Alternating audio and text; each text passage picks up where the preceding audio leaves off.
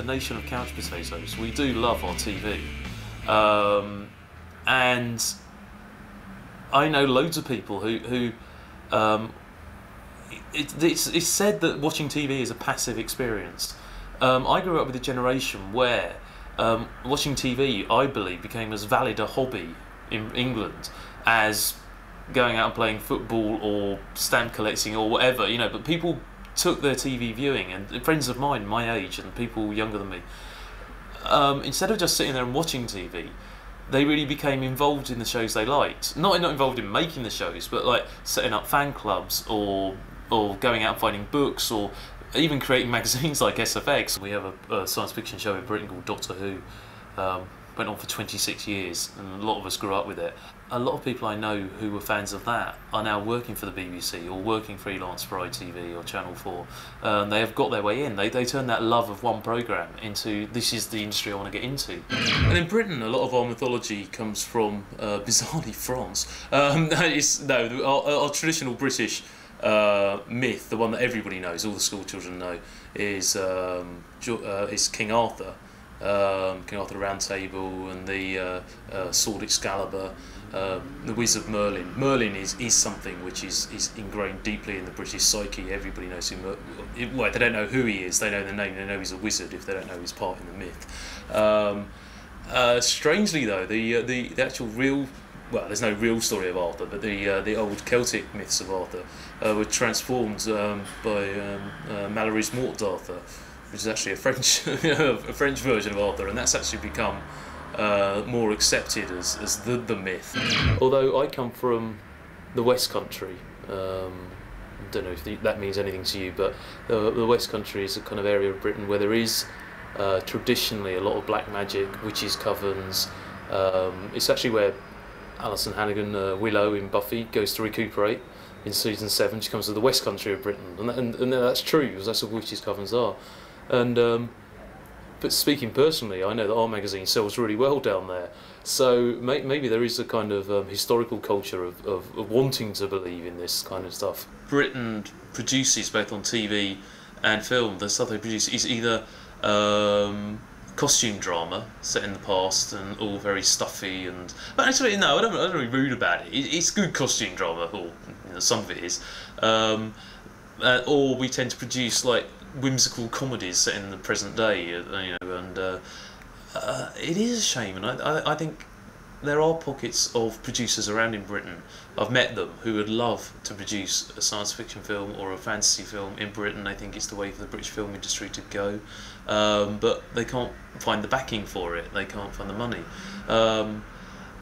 I presume one of the reasons why it happened was that Star Wars, actually. I mean, for a great film that it was, and it revolutionised filmmaking, but it revolutionised American filmmaking. It revolutionised budgets. Is the worst part about it, is suddenly you had to have big budgets, great special effects. I mean, the marketing nowadays is all about money. You will often find films are marketed with the $140 million film. Blah, blah, blah. Britain can't compete with that. Instead of let's compete with America, it's kind of like, let's make more cerebral science fiction, let's make more cerebral fantasy. It's certainly there in our books. Our books are still great. I think we've got some of the best fantasy authors in the world. And they have really good ideas, and it is the ideas that make the books tick over, rather than sort of huge battles. Huge battles in books are a bit dull. Anybody who's started reading Tolkien's Lord of the Rings after seeing the film will know that the best bits in it are the character bits, and some of the battles that go on in the book for page after page are actually quite stodgy. And also on the other side of the coin, British scientists have made huge advances over centuries. We're a very scientific country as well, and so we look forward scientifically. H.G. Wells, he's the father of science fiction. Why shouldn't we be leading the way with a new brand of science fiction or fantasy that's not led by special effects, but it's led by ideas and good characters? Neverwhere was kind of an example of where it all goes wrong. It was great ideas, great story. The book's very good, and unusually for Gaiman, the good book did come after the series. He wrote it as a series first. It wasn't an adaptation, but perhaps it does back up what I was saying in that it was too ambitious. It was the kind of thing where some of the ideas just were never going to work on the kind of budget the BBC can do. With Neverwhere, there was a particular problem in that a lot of British TV is still made on videotape, and nobody can fathom out why the BBC decided to make Neverwhere on videotape, because it's the one thing more than anything else which immediately marks it out as not saleable overseas. It looks like a soap opera from Australia. It's going back to something we said earlier about British TV. Another thing that is going on at the moment is that they don't like showing imported American shows.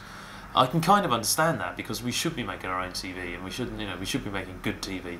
But sometimes it is a bit sad when you think, isn't there a place in the schedules for something that is this good, because more people deserve to see this. Yeah, we like it better when there's something on TV that like more than just our core audience likes, because it helps ourselves, so our vested interest to find out what the next big thing's going to be.